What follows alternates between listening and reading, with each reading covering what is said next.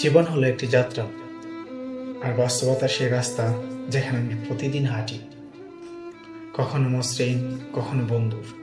কিন্তু প্রশ্ন হলো, কিভাবে আমরা সেই পরিস্থিতির সঙ্গে তাল মিলিয়ে এগিয়ে যাব। প্রথমে বুঝে নিতে হবে, জীবন কখনই পারফেক্ট নয়।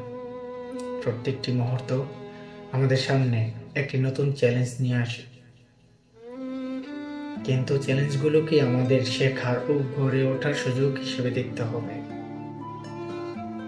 নিজেকে বোঝার চেষ্টা করুন, আপনি কে, কি চান এবং কেন চান, এগুলি স্পষ্ট হওয়া দরকার। নিজের সীমাবদ্ধতাকে মেনে নিন এবং নিজের শক্তিকে কাজে লাগান। ইতিবাচক মনোভাব বজায় রাখুন। কখনো পরিস্থিতি খারাপ হলে ভাবুন, এটি সাময়িক, আমি পারবো।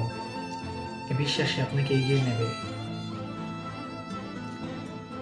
সময় এবং কাজের পরিকল্পনা করুন। অযথা হতাশা দূরে রেখে ছোট ছোট লক্ষ্য ঠিক করুন এবং সেগুলোর দিকে ধীরে ধীরে এগিয়ে যান।